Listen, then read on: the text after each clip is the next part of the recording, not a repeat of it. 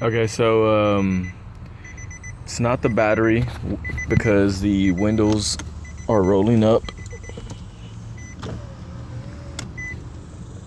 Everything looks good over here. And here's the noise it's making when it tries to start.